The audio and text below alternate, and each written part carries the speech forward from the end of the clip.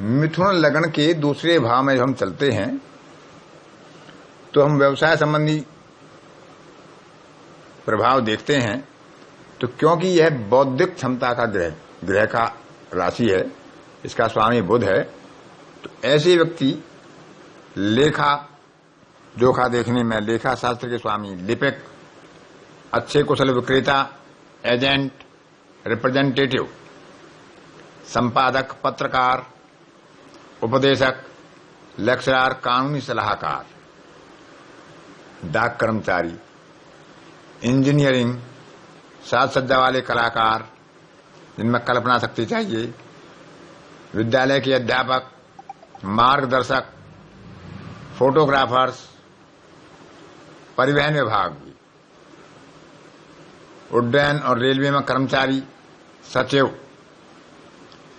Personal tutor, cashier, अनुवादक,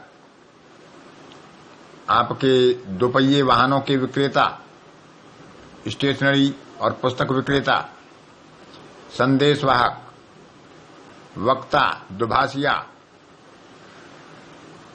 barrister, दूतावास अधिकारी, ऐसे कार्यों में इन्हें सफलता मिलती है जैसा इनके ग्रहों का संयोग होता है। अलंकार युक्त व्याख्यान संबंधी क्षमता के लिए मिथुन राशि के जातक अनुकूल होते हैं। इसलिए सफल विक्रेता, एजेंट और नीति निपुण व्यक्तियों का जन्म इसी लग्न में होता है, जो अच्छे योजनाकार होते हैं और योजनाओं को सफलता की तरफ ले जाते हैं। ये व्यक्ति सजग होते हैं, कर्मठ होते हैं, उद्यमशील होते हैं। इनकी आकांक्षा भिन्न भिन्न प्रकार के कार्य करने की होती है। बौद्धिक प्रवृत्ति उन्हें प्रखर वक्ता बनाती है और उन्हें जनता के समक्ष लाती है। वे अपने सामने वाले की मनोवृत्ति पढ़ लेते हैं, समझ लेते हैं कि सामने वाला क्या चुनेगा और क्या नहीं चुनेगा। उनकी रुचि को पूर्ण रूप से ध्यान में रखते हुए वे उचित लाभ के साथ अपने ग्राहक या सम्मुख व्यक्ति को सामग्री का आदान प्रदान करने में सक्षम होते हैं। यदि इसमें मिथुन लग्न में गुरु की शुभ दृष्टि हो और वक्री बुध पर हो तो वे अच्छे समालोचक होते हैं और पत्रकारिता आदि के क्षेत्र में नेतृत्व भी करते हैं। यदि बुध पर मंगल का प्रभाव हो तो उनका अपना प्रिंटिंग प्रेस हो सकता है या वो उस क्षेत्र में कार्य कर सकते हैं, क्योंकि मंगल मशीनरी के लिए और बुध कागज और समाचार के लिए और गुरु प्रकाशन के लिए होता है। तो यदि मंगल और बुध पर मंगल और गुरु दोनों का प्रभाव हो तो ऐसा कार्य कर सकते हैं। क्योंकि ये वायु राशि है, वायु तत्व की, तो यह कला और विज्ञापन को सूचित करती है।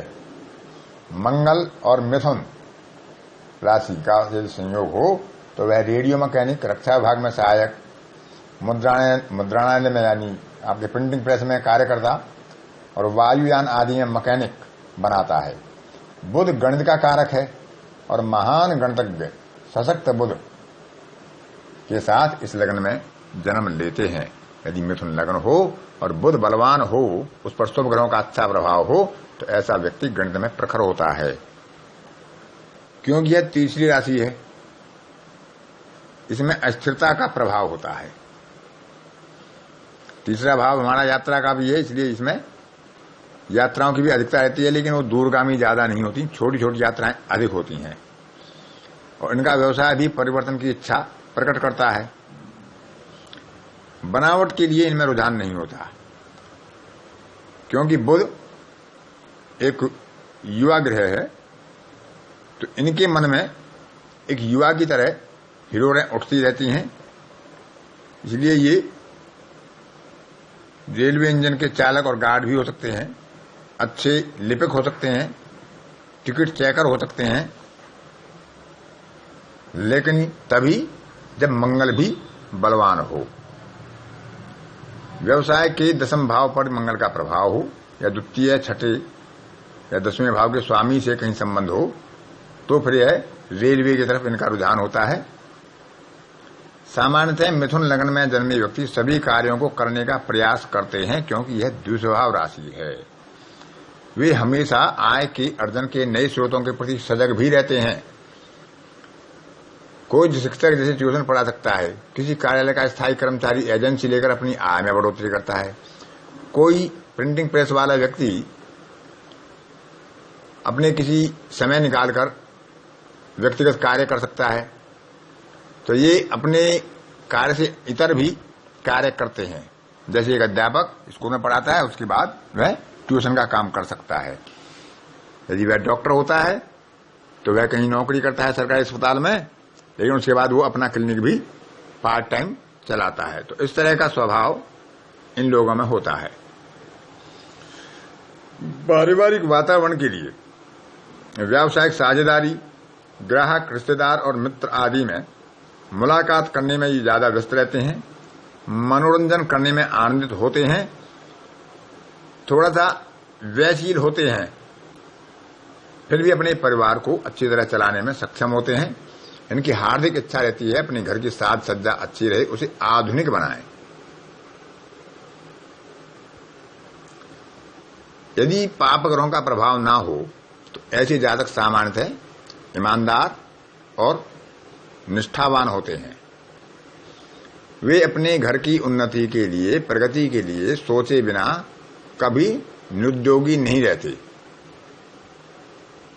अब इनके वैवाहिक जीवन के बारे में यदि विचार करें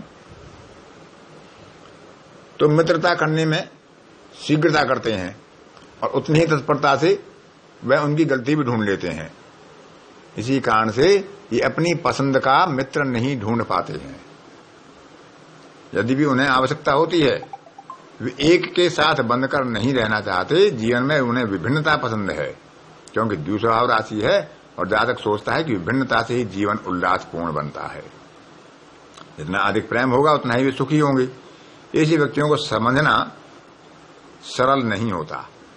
वे अपने साथियों को व्यग्र कर देते हैं, उनका साथ छोड़ देंगे, और यदि उन्हें अच्छा ना लगे तो उनका लगाव भावनात्मक न होकर बुद्धि द्वारा नियंत्रित होता है।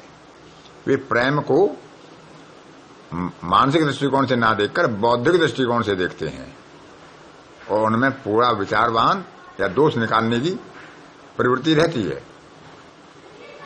विवाह जो है उनके लिए प्रोत्साहन से पूर्ण होता है। यदि उन्हें जीवन साथी शांत और सरल प्रकृति का मिल जाए तो सुखी होते हैं, और यदि जीवन साथी भी ऐसा ही तार्किक और बुद्धिमान हुआ तो भी विवाह सफल होता है। दोनों अक्सर छोटी छोटी यात्राओं द्वारा जीवन का आनंद लेते हैं। पुरुष जातक चाहता है, यदि उसकी मिथुन लगन है, कि उसकी जीवन संगनी सदैव हां कहे और वातावरण परिवर्तन के उपयुक्त हो। जीवन साथी को जातक के स्फुरणता को गंभीरता से नहीं लेना चाहिए। जातक चतुर होता है, उसे लगता है कि प्रेम संबंध व्यय और हानि का कारण है और उसमें उसे परेशानी महसूस होती है, तो वह उसे समाप्त भी कर सकता है। परिस्थिति के अनुसार ऐसे व्यक्ति अपना घर भी छोड़ देते हैं यदि उन्हें पारिवारिक वातावरण उनकी अनुकूल नहीं मिलता है। लेकिन महिला जातक सामान्यतः समझदार होती है। जिनकी लगन मिथुन हो, प्रबल आकांक्षा मानसिक संगति की होती है और वे अपनी बाह्य गतिविधियों को नहीं त्यागती हैं। केवल गृह स्वामिनी यानी हाउसवाइफ बनकर वो रहना नहीं पसंद करती हैं। यदि वो पहले ही कार्यरत हों तो ये उनके लिए और भी स्थिति विकट हो जाती है। यदि उनके जीवन साथी बुरा मानते हैं तो उन्हें भी दुख होता है, लेकिन वो सुखी जीवन चाहती हैं और उन्हें अधिक समझना पड़ता है। अपने संतान के प्रति ऐसे जातक स्नेही प्रेमी होते हैं और वे भी अपनी संतान द्वारा सम्मान प्राप्त करते हैं। संतान के प्रति अधिक मात्रक या पैतृक रुख नहीं रखते। वे समझते हैं कि उनकी संतान उत्पाती है, इसलिए उनका चिड़चिड़ा कर बोलना पिटाई करने से भी अधिक कष्टकारी होता है। उनकी संतान को अपने पालकों की ओर से उचित देखभाल की आवश्यकता होती है, जो उन्हें ठीक से समझ सके। मिथुन लग्न के जातकों में अंतर्ज्ञान अधिक होता है। यदि इनके पालक ईमानदार नहीं हो या अपनी संतान पर किसी प्रकार का दबाव बनाते हो तो वह ठीक प्रकार से अनुकरण नहीं करते हैं। मिथुन लग्न के हस्तलेखन में सामान्यतः बताते हैं कि उनकी लिखावट पतली होती है। वे सामान्यतः पंक्तियों के ऊपर लिखते हैं अक्षरों का ऊपरी भाग अच्छे प्रकार से बना होता है। हस्ताक्षर के नीचे सामान्यतः ये लोग रेखा नहीं खींचते हैं और अक्षरों को शीघ्र बनाने का प्रयास करते हैं, और यदि रेखा खींचते भी हैं तो वे 2 रेखाएं एक के नीचे एक खींचते हैं।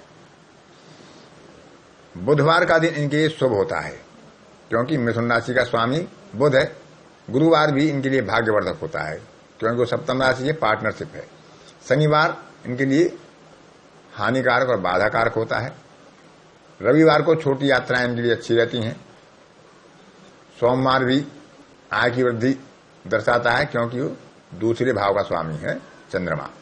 शुक्रवार आनंददायक प्रवृत्ति और मनोरंजन, उत्सव और व्यय को सूचना देता है। मंगलवार को वैचारिक मतभेद, विवाद की भी संभावनाएं रहती हैं। यहां तक कि मंगलवार को ही शत्रुओं पर ये विजय भी प्राप्त करते हैं। लेकिन इनके लिए बुधवार के अलावा गुरुवार सबसे बेहतर दिन होता है।